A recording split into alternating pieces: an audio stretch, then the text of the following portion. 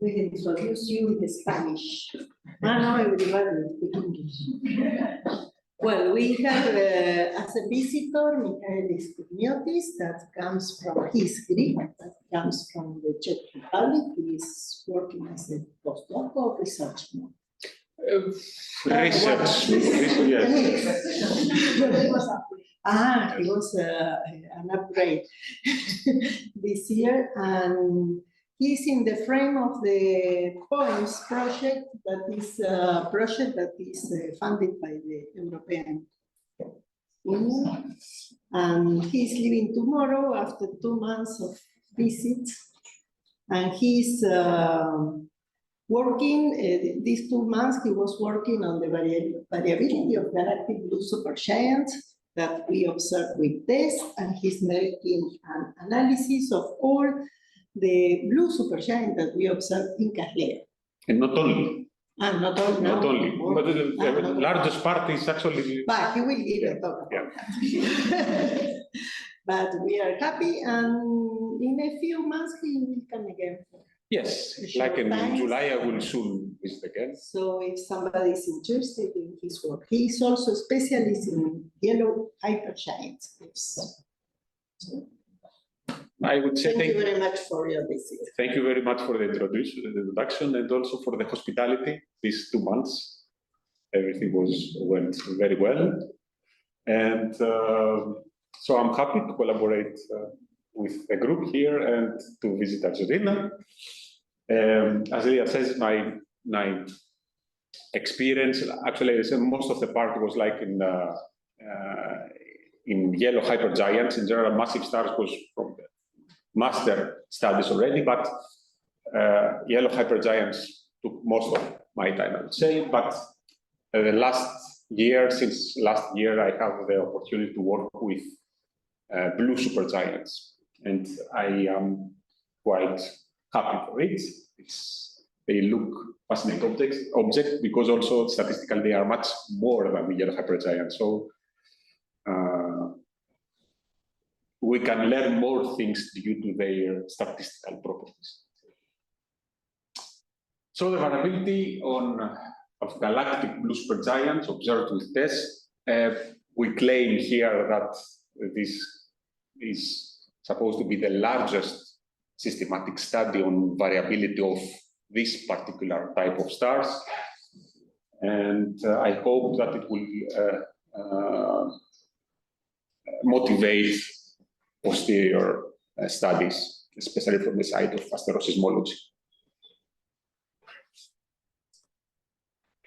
So first of all, what are blue supergiants? We call blue supergiants OB type stars, which are bright, very luminous objects, and usually they stand out among stellar populations, and also they stand out from host galaxies, so they can deliver information of the host properties, for instance, metallicity of the extragalactic environments, for example. They are accessible at large distance, as I said, and for the galactic ones, which we study here, they give us the advantage of having high resolution studies. But from the evolutionary point of view, they are located in a very important, very interesting part of the evolutionary diagram, which help us to understand the evolution of massive stars. From the evolutionary point of view, what are blue supergiants? In principle, these are evolved stars, stars that have evolved post the main sequence. They are core-helium ore and shell hydrogen burning stars that have exhausted hydrogen in the core. The core has been contracted, and this release of the gravitational energy has resulted in an expanding of the star. So the stars have departed from the main sequence, become luminous, and gradually the main energy source of the star is the helium fusion in the core into heavier elements. The star mitigates to the red supergiant phase, at least the stars which are least massive than 40 solar mass initially. But as I say, they are in a very specific phase, which can teach us a lot. These supergiants, in fact, mediate, let's say, between the early and the late phases of the stars, of massive stars. They join states which are very divergent. On the one hand, we have, for instance, the main sequence stars where mass losses are expressed in the form of steady, smooth winds that are powered in a stable atmosphere. On the other hand, they join with the luminous blue variables, which have eruptive mass losses, which are generated in highly unstable atmospheres. And as you see, LBVs and B bracket supergiants is a small, much smaller sample compared to the statistics of B supergiant, and we don't know what are the conditions allow the occurrence of LBVs or B bracket supergiants. But for instance, in quiescence, LBVs are observed as B supergiants, but we don't know the channel that leads to them.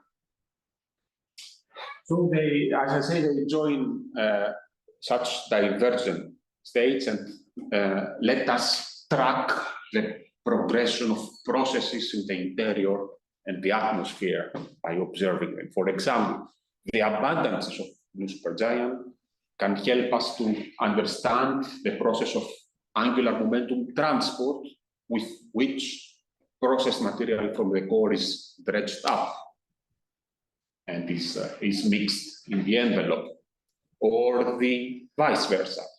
Material that is injected from the envelope to the core and leads to enlarged core, the so-called convective overshooting, can also impact the statistics of B supergiants. Stars with more massive core experience a prolonged main sequence, they are more luminous, and this can affect the statistics of B supergiants. Actually, there is a study which shows that the population of B supergiant is not in agreement with theoretical expectation because of convective overshooting. Some stars may even experience still hydrogen burning their core.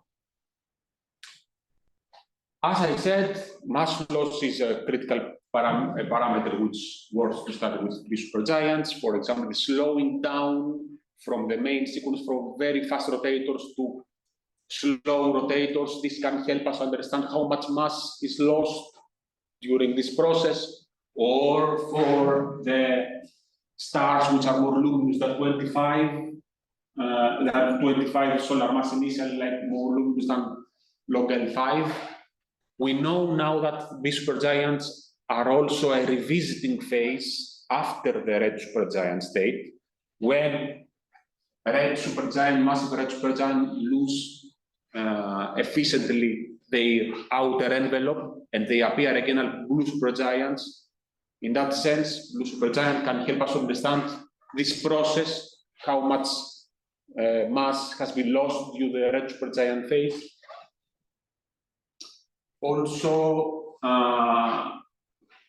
binarity. This is another critical aspect of massive star evolution. We know that the fraction of binaries in the main sequence is remarkable, 75% is claimed to be in binaries.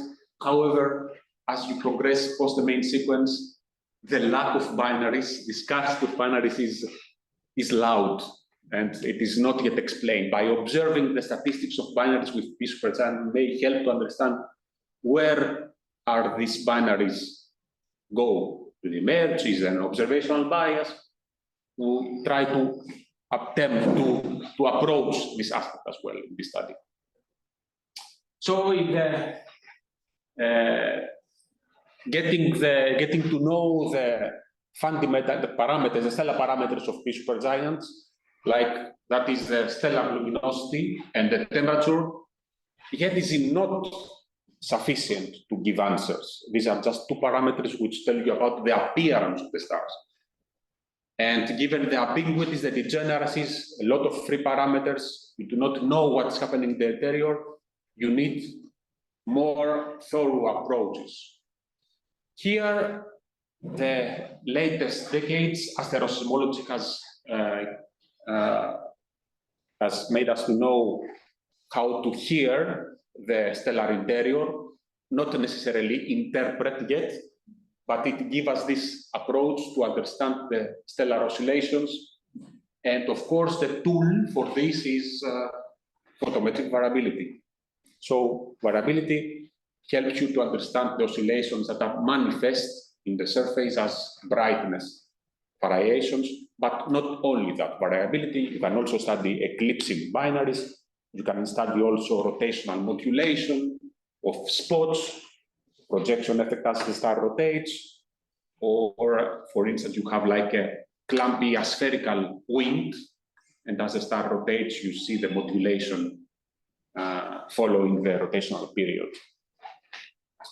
And this is the goal of this study, is to match photometric variability, high precision, accurate monitoring of the star alongside ground-based observations to have an integrated picture, to constrain some parameters so the findings can direct you into specific properties of the star.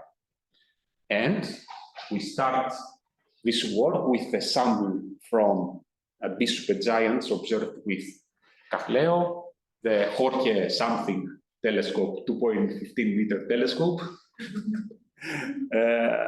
This was the sample which was presented by Hautske et al. 2019. This initially, it was the start which I worked with. These were 19 B supergiants observed with CASLEO in 2006, but also most of the stars, I think it's 2014-15. I just put the whole range there. And the skeptic was that this study can be followed up by another study where we go to a time localized information, ZIP monitoring with spectral diagnostics on certain moments of the light curve and associate pulsation with mass loss, for instance. But then it was, the study extended much more with 57 galactic big supergiants, which are observed with Pharos in 2004-5. So we speak about southern, basically, accessible big supergiants. And these studies are different in the sense that, okay, we have like moderate resolution with CASLEO. The parameters were measured with fast wind, the non-LP code. On the other hand, we have high resolution of measurements with Pharos. Resolution is like 4 times more, I think, than CASLEO, and these were measured with a loosely code, although this study mostly focused in the rotational, it was more rotational, the Visa and I macro turbulence, while Hautske's 19 work also speak extensively about the wind strength, mass loss, and instability, and how it's associated with pulsation. So the sample of these 9 more stars were added, which are not in these studies, which have measurements with CASLEO. Today I got some feedback from Matthias. Thank you, Matthias. And soon I will get also the parameters to put these stars as well, for which I already have the light curves and the analysis, but they are pending to match with stellar parameters. Of course, there was some overlap between the catalogs, and for overlapping star, I kept the Hautske's parameters, although the other, I said, is higher resolution, but these are more recent, so they can more like match with the recent monitoring of TESS.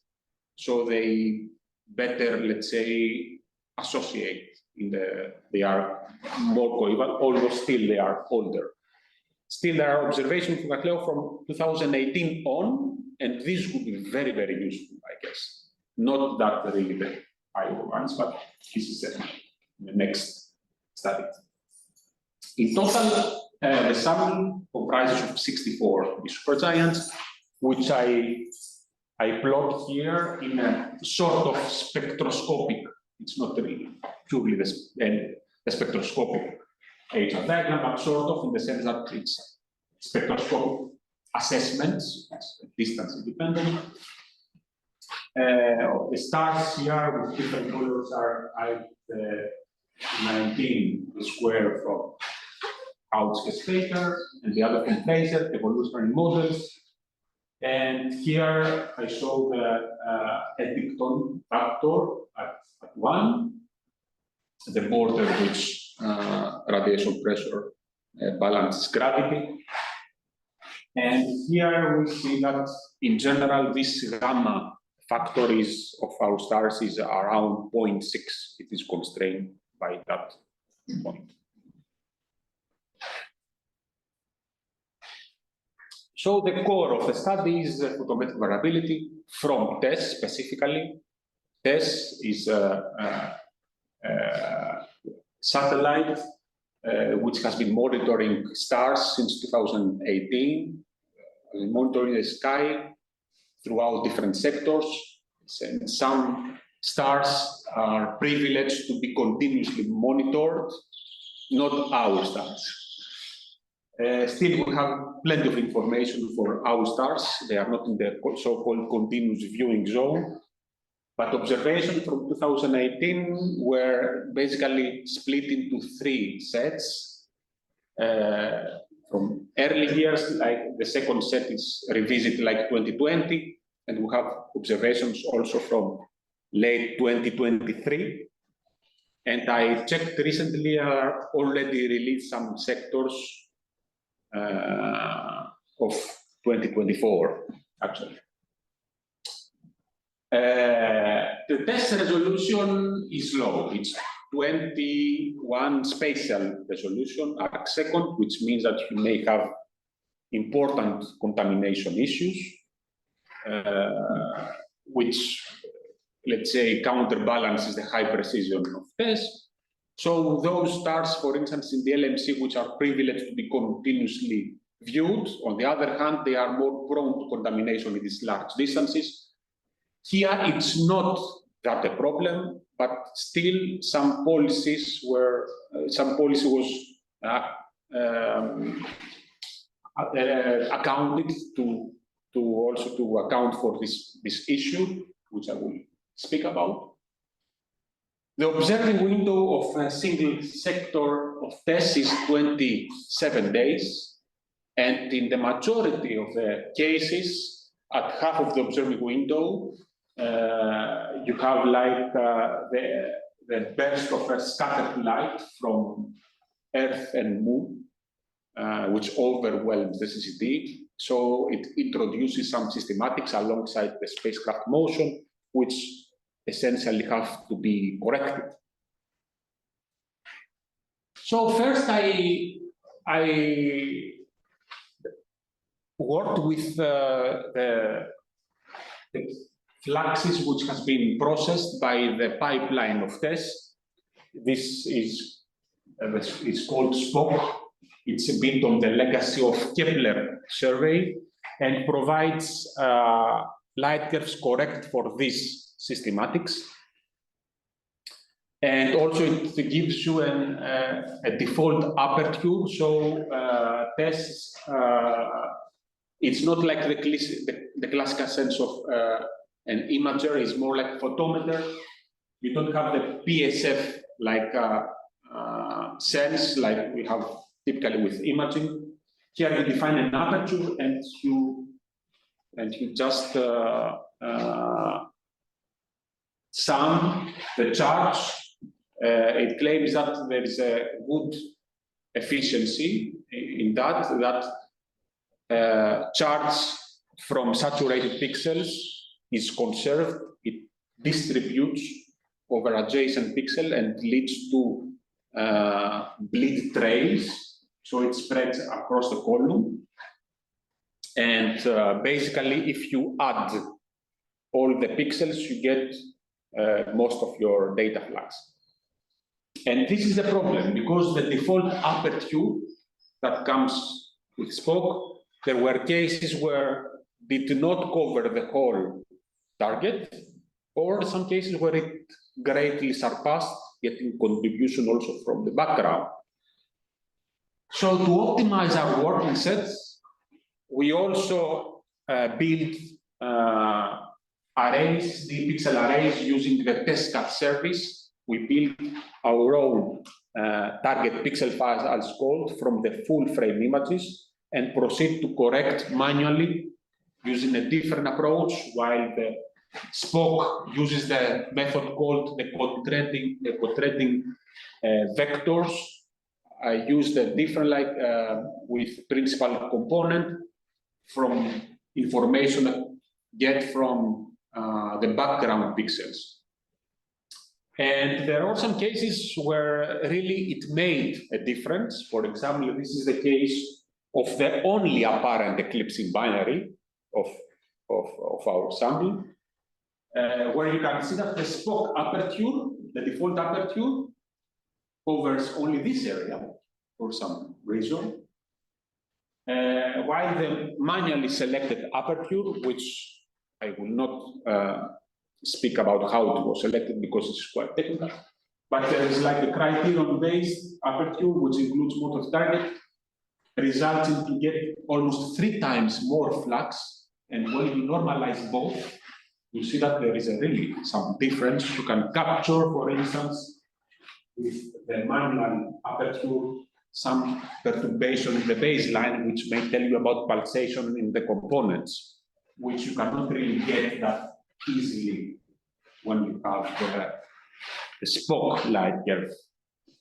As I said, contamination may be an issue. So for this, what I did, I superimposed the Gaia targets, and I measured the second brightest object in the aperture, and those which exceed a certain, were less than a certain threshold, were flagged as possible contaminated, although these do not appear to affect much the statistics of the study. Just to have an idea that these are suspectable. And was also bright targets, which are susceptible to saturation effects. The test has been tested efficiently up down to 4 magnitude. So those which are less than 3 magnitude are also flagged as bright targets. One of these is Rigel, although the light curve, which has almost 0 magnitude.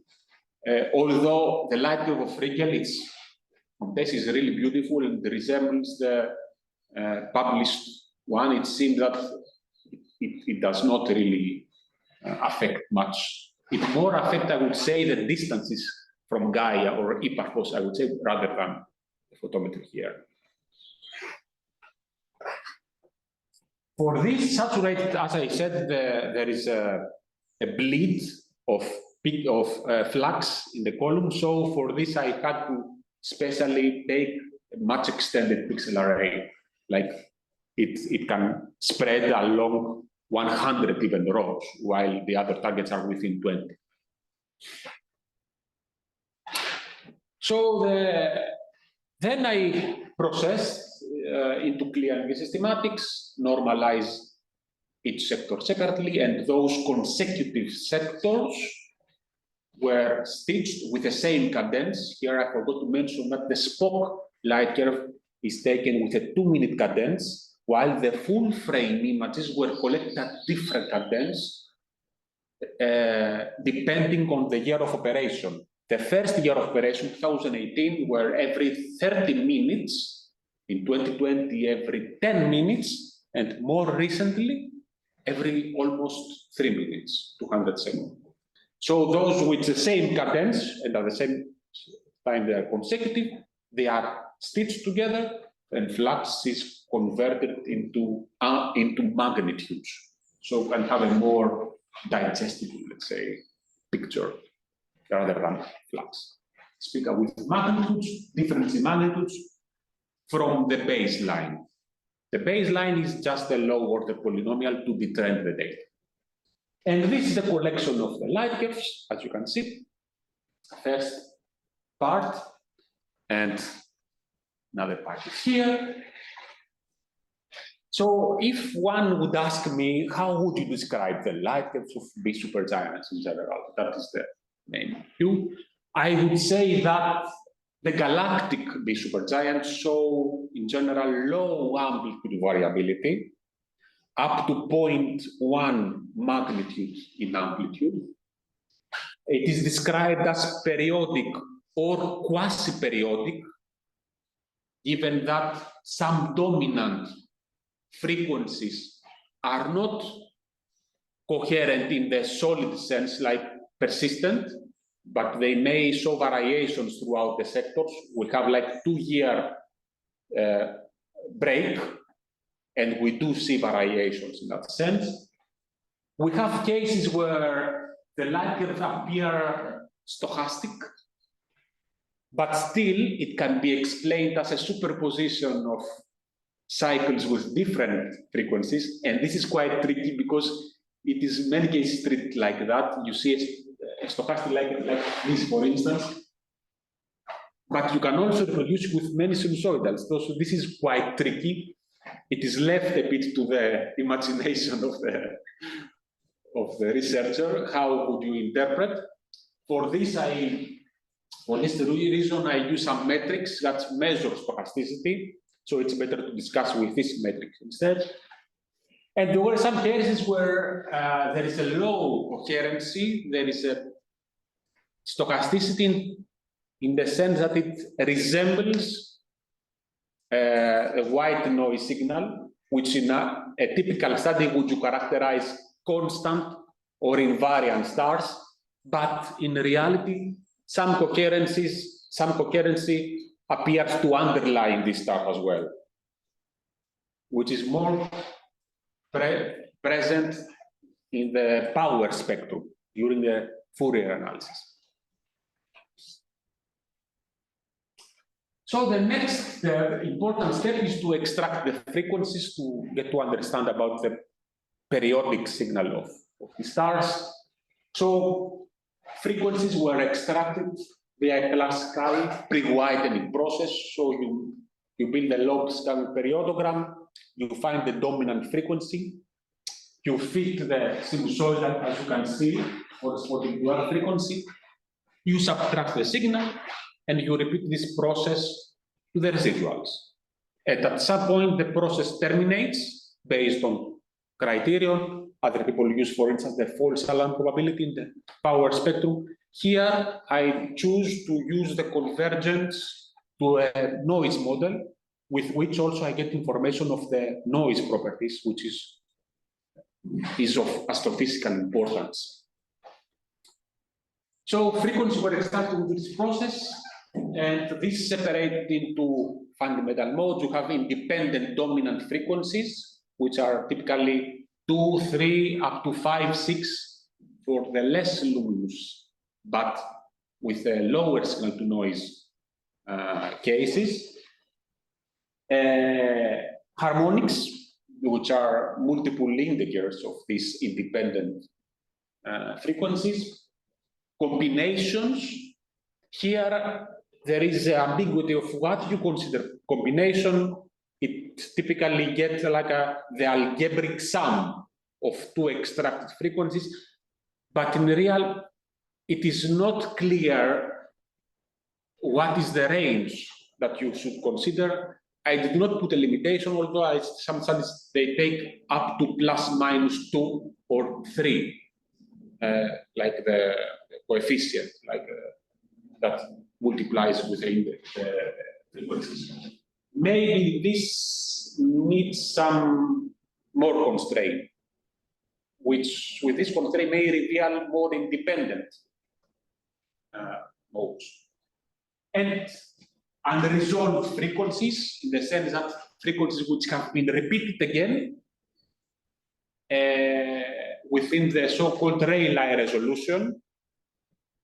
But in reality, this may have some astrophysical importance, may tell us about period spacing patterns which have been used for instance, for continuous long-term observations, and they reveal information about convective velocities and the near core rotation. Here it cannot be resolved, so I consider these unresolved frequencies and I discard them. And frequencies below the window, we want that within a single window, 2 cycles at least to be captured. So all frequencies below 0.7 are not accounted. The termination criterion, as I said, was met when noise fit model converges. So at every point I fit a red noise model and measure the chi-square, the classical criterion, and when the relative change in the chi-square falls below a tolerance of 10% in 5 times in a row, the process terminates. It's more like an intuitive process. By checking the quality of the fit, you can tell that here it more likely fits noise, and you need to stop. But this is not really one way. In general, this pulsation, the meaning of these frequencies from the pulsational point of view, it could be either gravity or pressure mode oscillations, which are the restoring force is either the pressure or the buoyancy. Usually in the earlier phase of the star, we have like a dominance of pressure mode met in higher frequencies, and as the star evolves, you have dominance of gravity mode, and gravity mode oscillations are more sensitive to the deeper interior, while the pressure mode tell us information closer to the surface. These are frequencies that are typically emerge as coherent frequencies, as standing frequencies in the carpet, in the background signal. The background signal is another mechanism has been proposed.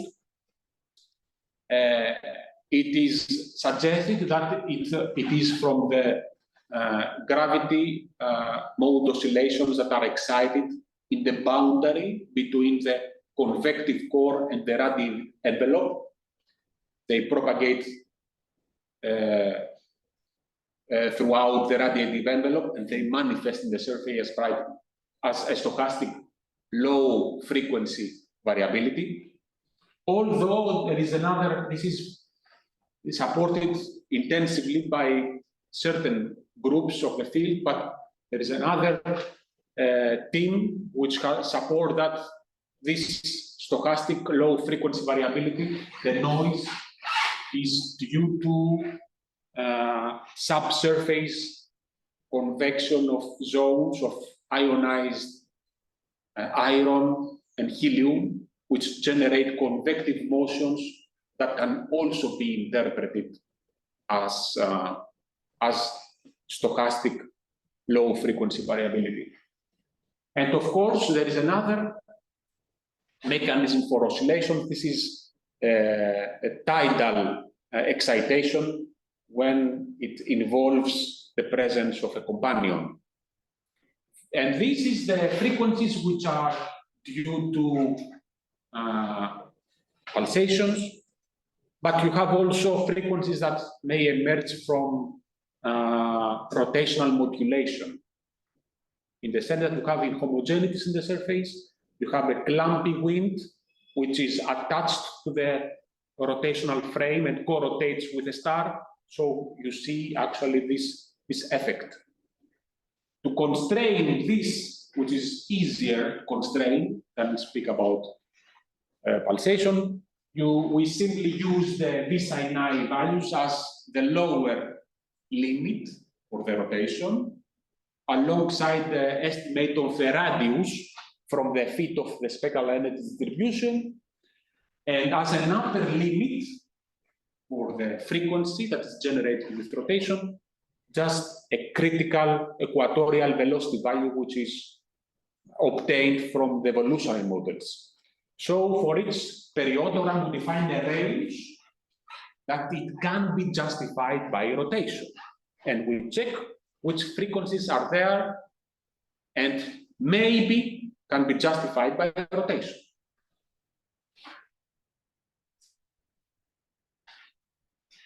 Pretty much I spoke already about the stochastic low frequency variability. We speak about the red noise, which is the terminal stage of the pre-whitening process. So initially, the periodogram, the power spectrum looks like that, while at the final stage, we fit with the red noise model, which is a mathematical expression of 4 different parameters: the white noise level, the red noise level as frequency approaches to 0, the characteristic time scale, the lifetime of these waves, which gives you the break point here, and the gamma, which is the slope of this model. As I said, the more prominent explanation is the excitation between the convective core and the radiative envelope. This is a paper which was presented in Nature Journal in 2019, and based on observations of LMC. Here it's an equivalent galactic study, which may help to compare and get to know better. But unfortunately, last year, also in Nature paper, a different study presenting simulations of a convective core and excited propagating waves by Anders et al. 2023 Nature Astronomy, also present 2-dimensional hydrodynamic simulation of a convective core where perturbation in temperatures that start with the core like plus minus 10 Kelvin propagate within the envelope as plus minus 1 Kelvin. So they are, see how they are attenuated. Here also some other view of the equatorial slide is given for the velocity dispersion. And they predict the simulation that the signal from these waves, the internal gravity waves, looks like that, which, however, is 3 orders of magnitude less in the amplitude than the observations. These are observed. Here, I assume the region just tell us that the more massive the star is, it has more, the convective velocities are larger, so this will result in larger amplitude, and also the characteristic time scale drops. But still, the predicted signal is much less. And this made also the second alternative scenario for this excitation on subsurface convection of helium-iron ionization zones.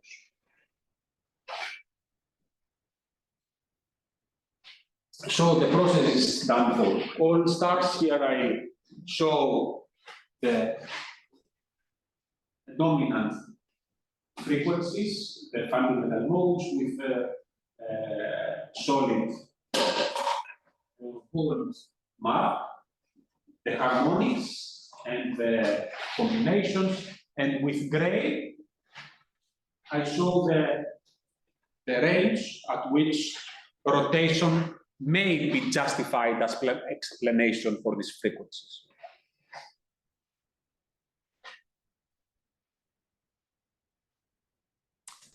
Then another aspect is to characterize, this was for concentrating on the Fourier-based space. Now we want to characterize the time domain variability, and for this I use certain metrics. First of all, the variance, which tell you the spread of the measurements, the classical. Variability index, which it's already proposed in 1941. Along with the next metric, they are both based on the consecutive point criteria between the consecutive points of the time series. This tells us more about the smoothness, the degree of smoothness of the time series. It tells us that, for instance, when the distance between the two consecutive measurements is small enough so that the average compared to the overall variance of the time series is small, then we are more likely to have monotonic light curves uninterrupted. And this gives you the largest degree of variability. This is described as variability index, which along with the coherence parameter, it has been also used for TESS pipelines recently, showing high efficiency in separating constant, irregular, beta Cephei, delta Scuti stars as well. It scores high. The coherence parameter is based on the increments of the so-called zero crossings, how many times the signal crosses the mean level and gets to the higher order, so you get the difference between the consecutive points and then the difference again of the next consecutive points. So this is a process which I don't need to explain right now, but the skeptic is that it is compared with the increments of the white noise, so it has direct comparison valuation against the white noise signal. And when this coherence parameter is small, this means that the light curve is more stochastically modulated. For a purely sinusoidal signal, this becomes 0, and this gets the highest possible value, while for the white noise signal, this becomes 0. And the last degree skewness, which I use, which I also used for my first variability study, and thanks to that, I proposed 100 new eclipsing systems in the SMC. Although here, it's not, for this type of stars, it's not really that strong. So this is a statistical moment, one of the 4 statistical moments, and measures the asymmetry of the distribution. So basically, for instance, when you have eclipsing binary, you have a baseline where most of the measurements occupy, with some fainting hints due to the eclipses, and this gives you a positive skewness, while on the other hand, when you have like a baseline with instances of brightness, you expect to have a negative skewness. So both tell us different things. One binary, for instance, the other maybe like enhanced massless phases. This is the skewness. There is also kurtosis, so there are plenty metrics out there. A critical part of my study is to get the luminosities when correlating with time series properties. The luminosity, I got it by feet of the multiband photometry of the stars, which is taken from 7-8 different catalogs, from the optical to the mid-infrared. You can see here a collection. There are some gaps here, which will be filled soon when I have the temperature estimates, but they are waiting there. So photometry is taken, as I said, from multiple catalogs. Distances that I used were from the Byler-Jones study, which are from Gaia, are not really the parallax, inverse parallax. They are more like based in a probabilistic model using direction-dependent priors. So these are the photogeometric distances which account for the direction biases with respect to direction and with respect to the color of the stars. So it is also employs a model, sophisticated model of a three-dimensional distribution of colors that Gaia has assembled. This gives you distances. The fit of the models were with a pre-built power grid.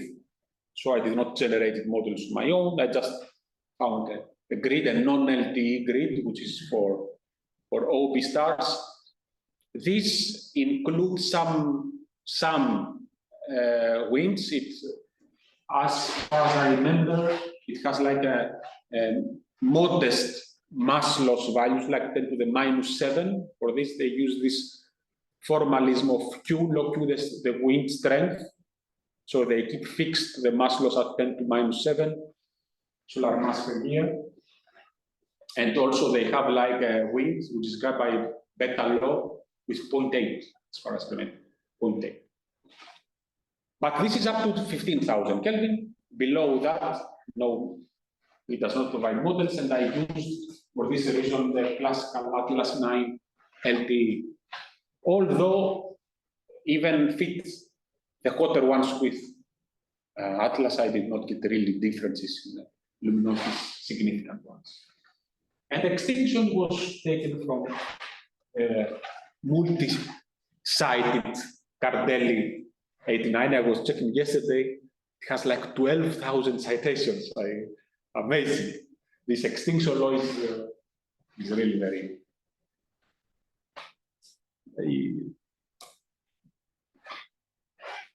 And then one of the first findings, which you can see, it's the correlation between the parameters of the star and the metrics, the variability metrics of the time domain space. The sigma of the time series, this is the variability index. The lower it is, the more variable is the star. This is the opposite, don't confuse. The lower it is, the more noisy, the least coherent, the more stochastic is the light, and this is the speed. Here we have the temperatures, which I get from, remember, from Ferros data or from CASLEO data. These are the luminosities based on the Gaia distances, and here I calculated the classical gamma factor based on kappa, based on Thomson scattering acting on the free electrons, the classical approach. You have an estimate on the level of instability. This is important because this is a pure spectroscopically assessment. You have temperature and log G, while this has the Gaia based distances and the luminosity of the star. First, I plot there our stars. With red, I mark those which can be justified, variability can be justified by rotation. So the fundamental frequencies are found within the rotation. And this, as you can see, it is extended in a quite broad range. Black dots are those which cannot, because, for instance, the stars are too extended. They are rotating too slow for the apparent frequencies to justify a rotational modulation. And here, what I do is I mark with cycle the so-called alpha Cygni variables, which are now established as post-red supergiant stars that exhibit radial mode pulsations, to see if there is a correlation with this as well. And indeed, this tells us very interesting things. The check with variability studies alongside alpha Cygni also mark one star with S-door variability, changes in the magnitude of several magnitudes, like the irregular variability, which is indicative of eruptive activity. Although here, the TESS, of course, tells us about here about a phase of quiescence. So you don't see here the actual eruption. And even if you see like a change, a long-term change, this has been washed out due to the detrending. So here we speak about the short-term variability. One important finding is that we see that the variance of the star, the spread, correlates well with the stellar luminosity up to a point of about 5.6. Then you have a sample which is very scarce. We don't know really what's happening, but it seems that the most luminous display low amplitude variability. So it is important to constrain really the luminosity of this, so that you can claim that there is like that behavior which peaks at around 5.6, 5.5, something like that. Why is this important? It's important because also you can see the alpha Cygni variables are picked here. This is area in the evolution diagram which characterize intensively the posterior supergiant evolution. When you see the Eddington parameter, you see that these are settled much lower, so you can speak more about the correlation with the Eddington, because these are also very massive. So the Eddington factor is quite low. Here you have also an outlier, which is that. This is also an alpha Cygni, which I did not put a large circle because it also flagged as an eclipsing binary. This is actually, this outlier is 57.1. This is an alpha Cygni which is embedded in an X-ray binary with a pulsar. And as you can see, it is marked with red. It is modulation. It can be justified by rotation, but on the other hand, although it is extended object, but on the other hand, the fact that it is bound in a binary with a pulsar due to the tidal lock, this can be the effect. The period for this is 13 days, documented in the literature. You can see that this star is actually. Let me go back to show you which star is this.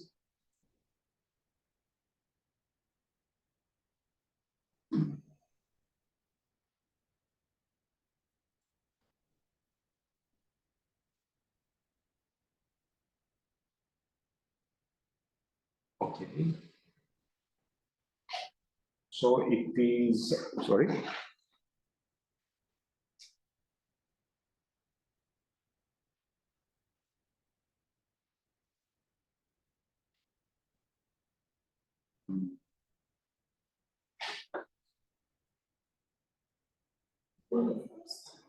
No, it's, I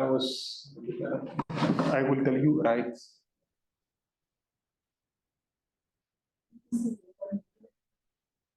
I saw it in the description of the Bible.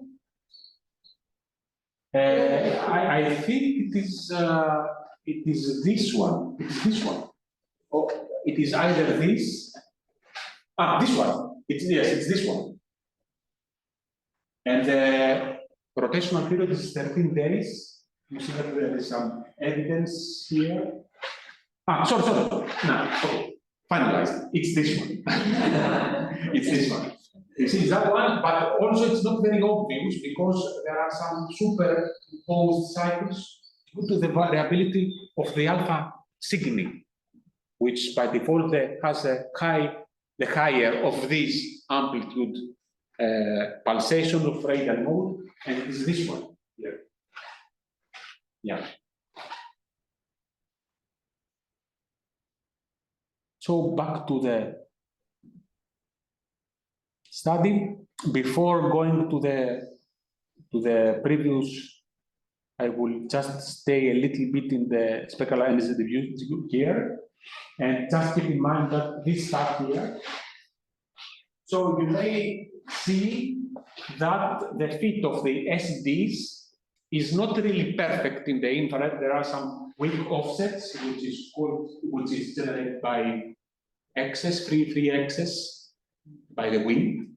So just yesterday, I also incorporated this information in my diagrams if they tell us something. So what I did is take the median excess from the infrared points expressed in units of stellar flux and put that as well as an estimate of the wind strength to see if there is a correlation. And this information is shown as the marker size. Pretty much you do not see big variations, but what you can see here is this star here, which I could show you where it is in the time series, but it takes back again, so I will not. So this star here it has like mostly 5.7, and you see that it is extended in such that frequency is just not justified by rotational modulation. At the same time, so it is more likely to be pulsation. This is not an alpha Cygni, it's not associated with an alpha Cygni behavior, so a pre-red supergiant, and at the same time has a lot of wind excess. So this star here, the variability of this star may link actually the pulsational activity with the extent of the wind. Because otherwise, for these stars here, I do not claim that these are rotational modulation essentially, but it can be suggested. In fact, it degenerates. They are extended. They are stars which extended in a way that it degenerates rotation with a pulsational explanation. When viewing the other diagrams, you see that actually the most high amplitude variability happens to be also smoother. So we have like large, smooth, uninterrupted cycles as opposed to the less massive, less luminous ones. Here I put also the information I forgot to mention about the bright stars, saturated, which not saturated, less than 3 magnitudes, which are with a cross here. And you see that only here, this may imply some ambiguities with a distance measured, because they are very bright. And also with the marker surrounding, as you can see, it's more like here. I have those which are suspected of contamination, and both classes, when I remove, I see really not much differences. But I want to see where they are. So back to here the interpretation, we see that we have here variability which is high amplitude, uninterrupted, while here you have like a superposition of different oscillations. Here, this tells us that the least massive, least luminous stars are more prone to stochasticity. The alpha Cygni variables show a large degree of coherency, which is not surprising. Of the 15 alpha Cygni, 13 are not justified by rotation, which is just the selection sample. They are very extended objects. But those which have a large dispersion in the metric, with red, show evidence in the light curve that in some sectors, the high amplitude variability due to radial pulsation is corrupted by activity which, for instance, can be attributed to wind. The standard deviation, the error bars, are actually the statistic errors from results of different sectors for the star. So it gives you an idea of the variability of the metric across the sectors. So these do show activity for the sectors. And this is also tells us that although these are stochastic, more like stochastic interpreted stars, they do show some degree of negative skewness. So they are not really noise, but it's difficult to interpret. As I said, there are many modes present with a low signal to noise that you will see in the next slide.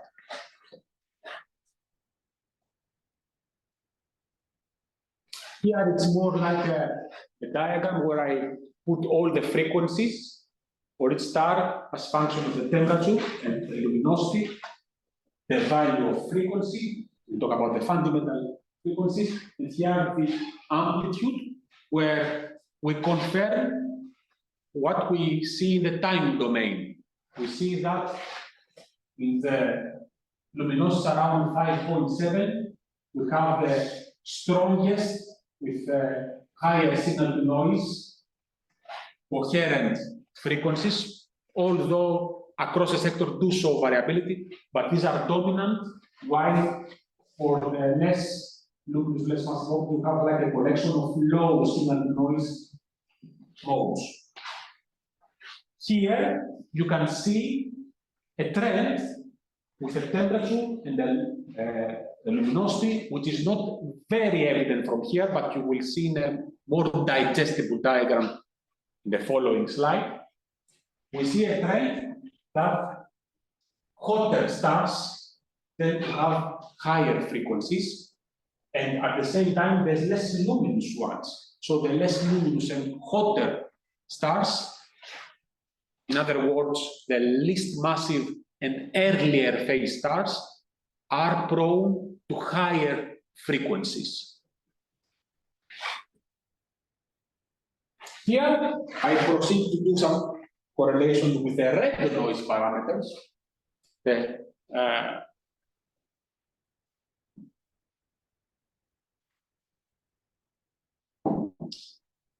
As I said, which is connected with internal gravity waves close to the core.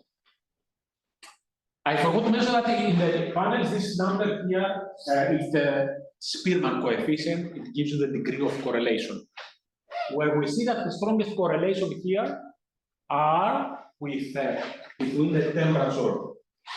So this is here the red noise levels.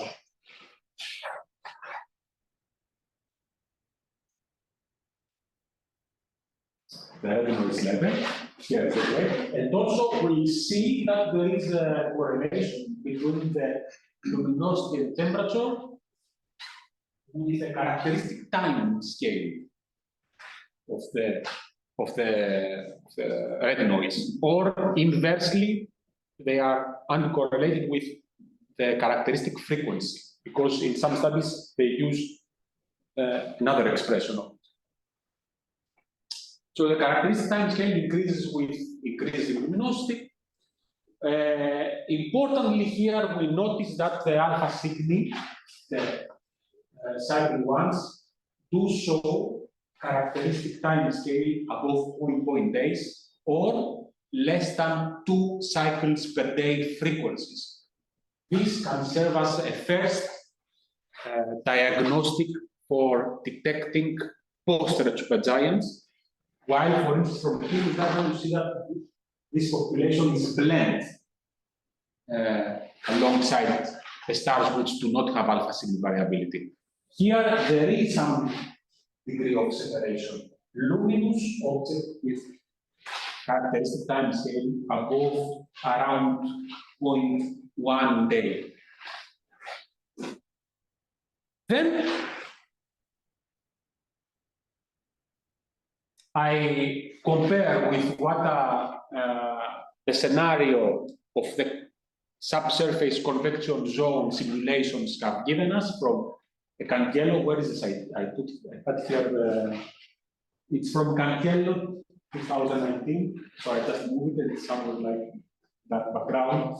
It's from Cantiello 2019, where the spectroscopic HR diagram is mapped with a characteristic time scale that these effects produce the subsurface convection.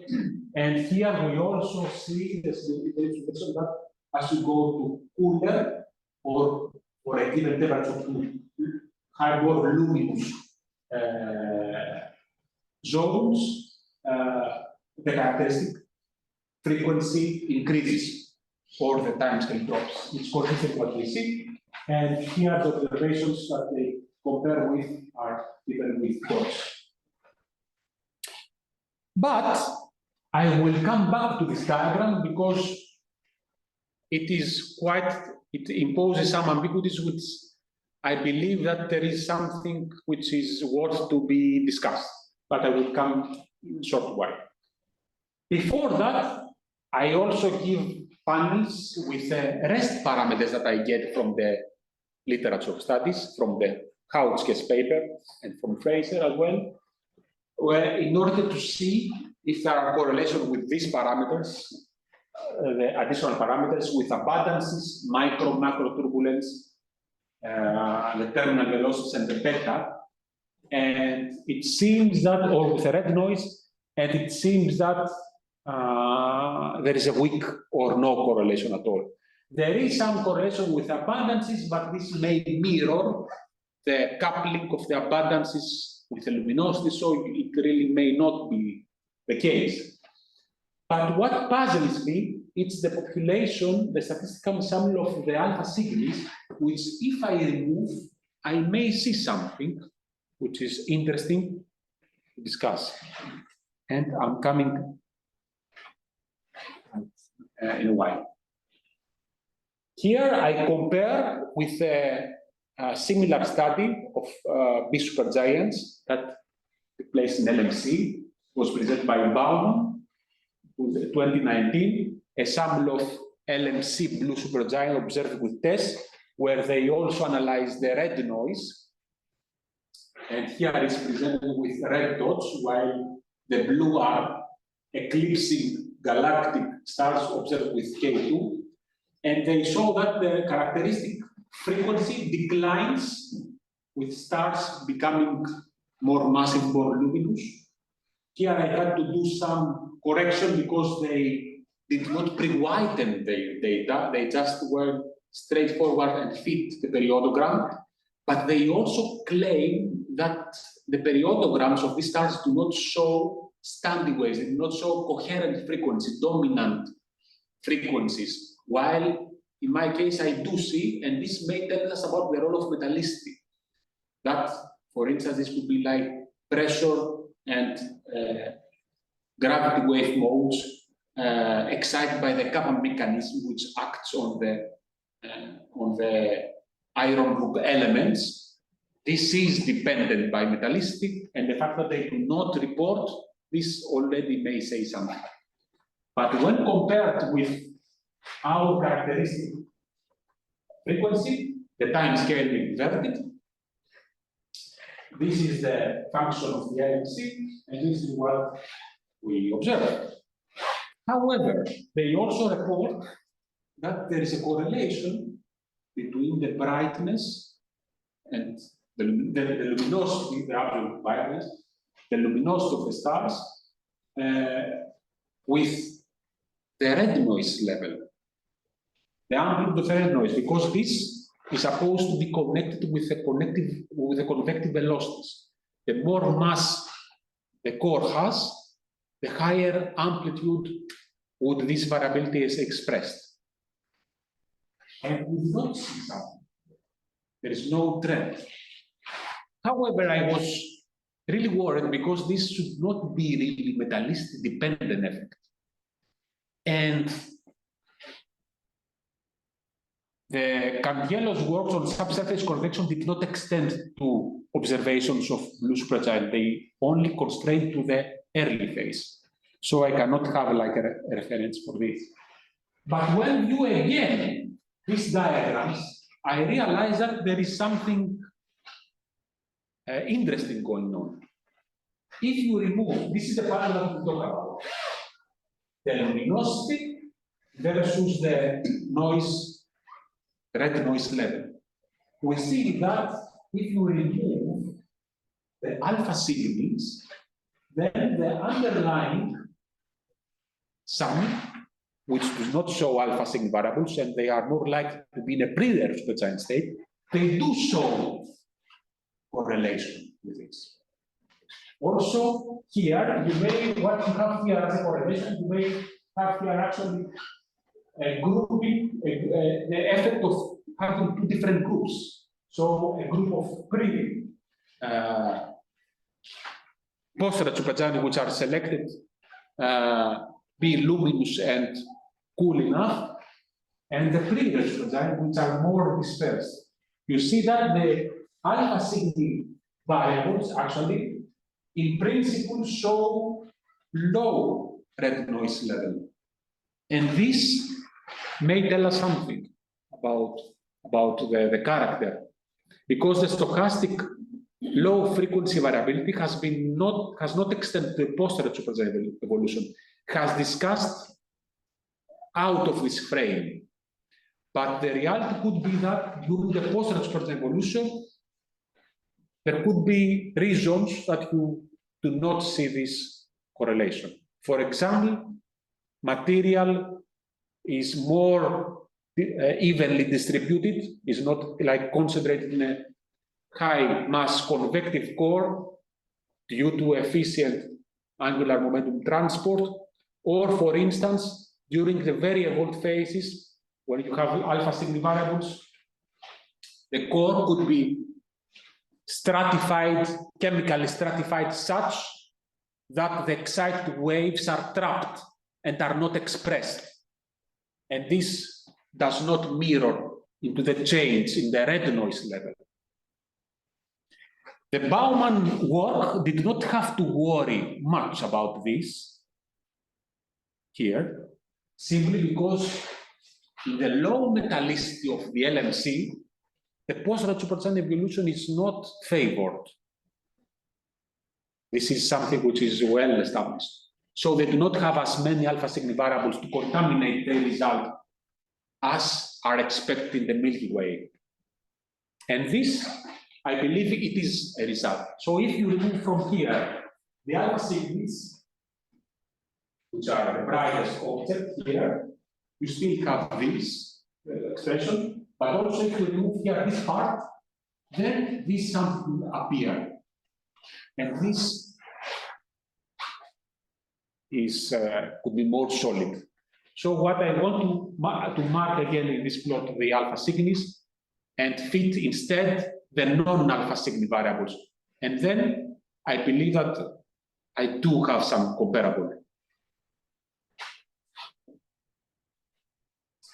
One diagram I showed you, the multiple frequencies, was difficult to digest.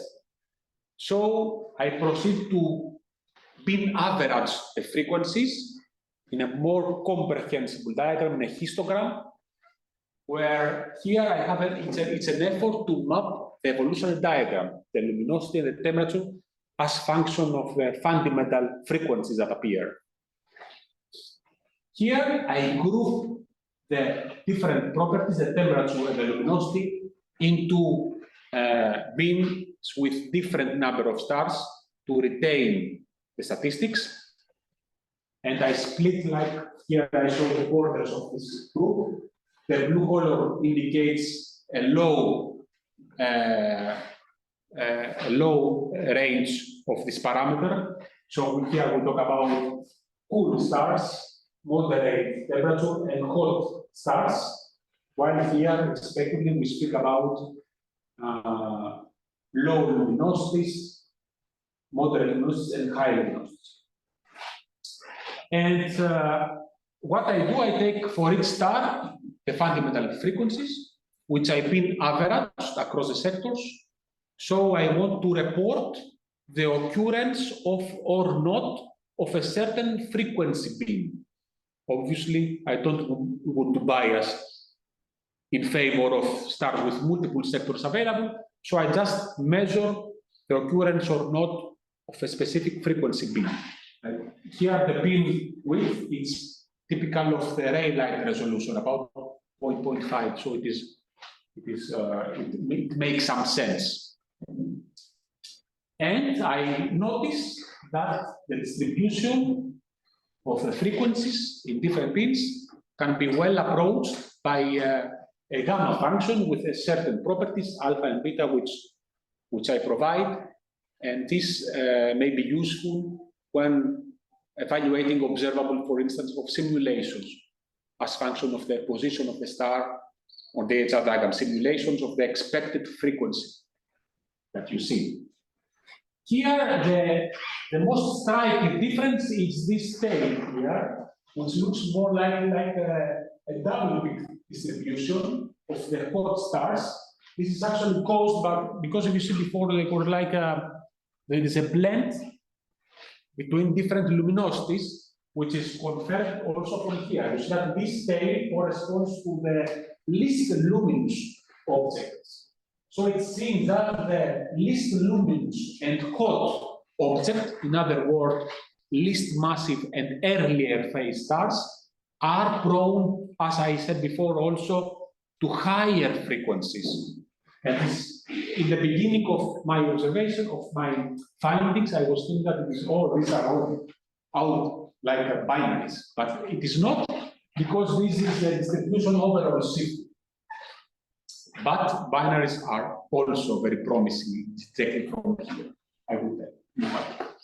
Here I show also with hatched the frequencies of the alpha Cygni variables. So we see that these are constrained up to 0.3 cycles per day or periods more than 3 days. Another diagnostic alongside the characteristic time scale, alongside the red noise level for separating post and pre-red supergiants. I also find 4 binaries in systems, which I use with like the dotted values.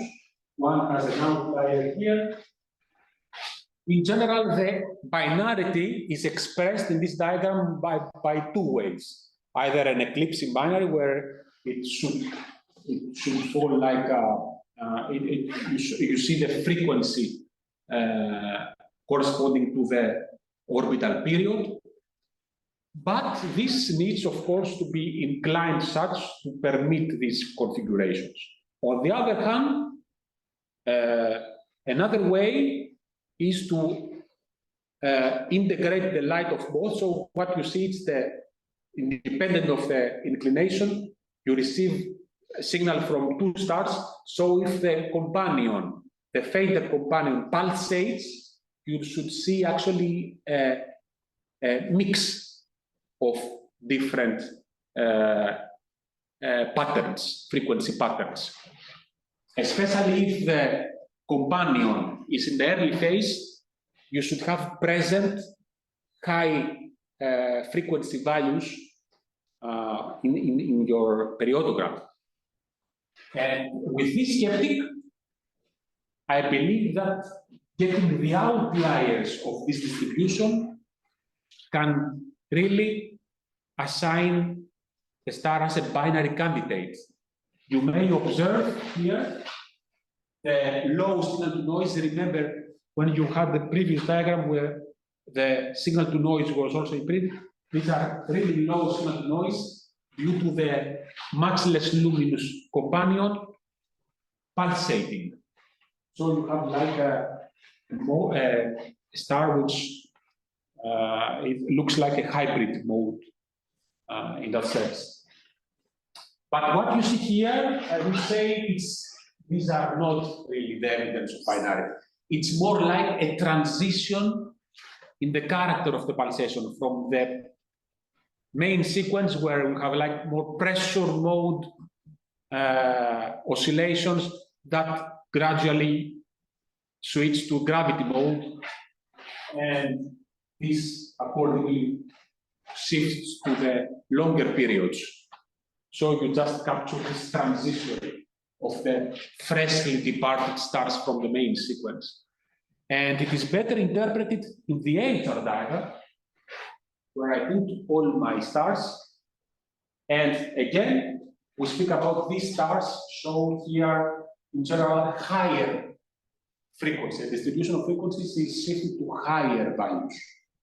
Here I plot here the alpha Cygni variables, 15 alpha Cygni variables, where you can see that interestingly, they overlap nicely with the tracks that show a post-supergiant evolution, as you see. And this really makes more solid the conclusion being post-supergiant star. But here it's interesting also to see those stars with outliers in the distribution that you saw before, in the histograms. So for this gamma function, I took the third quartile plus 1.5, the first quartile, a typical criterion equivalent for the normal distribution with a sigma, 2 sigma, 3 sigma for separating outliers. I use that instead, since it is asymmetric, to separate outliers, and I plot stars with outliers as stars here. And we have 8 such cases. And if you see how they are distributed in the HR diagram, it's quite interesting. It seems that 4 of these are constrained for least extended objects. About 30% of the stars observed with radius less than 18 solar radii do show evidence of outlier frequencies, outlier above the distribution. When you go up to 50 radii, this fraction drops to 15%, showing outlier frequencies. And above 50 solar radii, you do not have cases with outlier frequencies. And this can be explained in the frame of binarity. If you have here 2 stars, which are comparable in size, which are comparable in temperature as well, the light ratio in the detected but in the TESS we speak about here is quite small. So it is more likely that a signal from the companion contaminates the primary star. But as the primary star evolves, it evolves fast, while the slowly evolving, less massive companion stay behind. So it will rapidly, this light ratio, and given that it goes to cooler temperatures, will increase. So as the star evolves, post the main sequence, this light ratio increases, and the detection rate drops a lot. I believe that this is just an observational bias of binaries. The fact that you have here more outliers, and here you do not see any. So in that sense, we do suggest stars which are for further investigation as binaries. So to summarize, I want to believe that this is we claim that it is the largest systematic study of high cadence variability of blue supergiant, to my knowledge, at least searching the literature. I do not see something like of similar size. Concentrated of B supergiant, there is also this Brusen study from the Jacob group in 2019 for studying the first sectors, but these were more like hot stars rather than concentrated of blue supergiants. So I would believe that this is a study which is very promising in that sense. We observe correlation between the time-domain properties with the stellar parameters. The more luminous the star, the larger the standard deviation of the variance. You have smoother, higher amplitude, uncorrupted cycles. Variability may be driven by rotation. The problem is here you cannot disentangle the effect for the least extent objects between rotation and stellar oscillations at this point. But for one star, for instance, we do have evidence that pulsations could be which enhance the wind. And for the post-supergiant star, we have like alpha Cygni variables which are clearly not rotation, it's pulsation, as work by SIO confirmed radar pulsation. We suggest multiple diagnostics for the detection of the alpha Cygni variables, the characteristic time scale, the red noise level, also the coherence parameter. We compare against the LMC There are similarities also if you remove the alpha Cygni, and this may tell us about the alpha Cygni as well, some information about the conditions in the core. And the study also provides some candidates binaries as stars with frequencies that are outliers, are higher than expected from its group. Of course, if you see the HR diagram here, you see that it is not densely populated, which means that the grouping may be not very efficient, but when I group to up to five groups here, I show the group of 3. When I increase to 5 different groups in temperature and luminosity, the status of these stars did not change at all.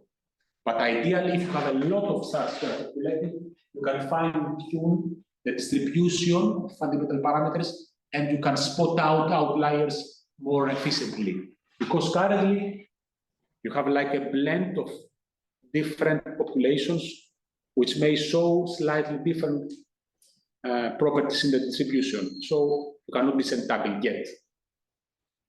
Before ending, I just want to see, I was just looking yesterday night, I think which is quite interesting to repeat.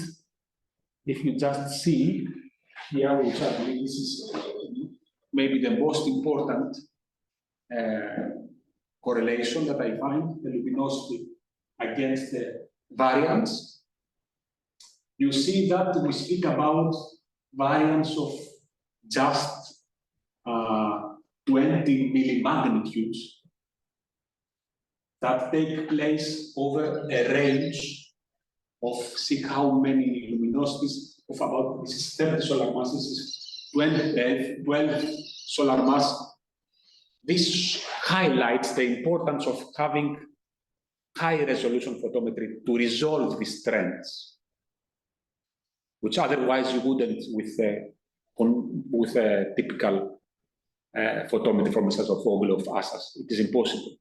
But TESS allows you to get these trends in this delicate scale, which otherwise you cannot.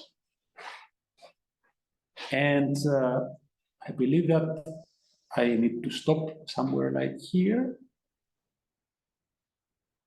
And before leaving you, I was discussing on Saturday, on Friday, about the cows in La Plata, but there are no cows on the lithium. It seems that there are cows. I did not have time to check, but also in Google I could not find cows from La Plata, but the only cow that I got is from Mar del Plata. This is a cow from Mar del Plata.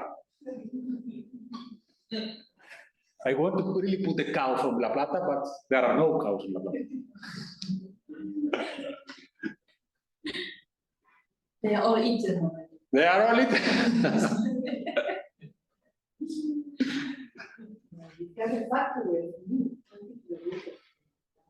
Of meat, I would say live cow. So that's what I want to say. And still, I mean, the final thing.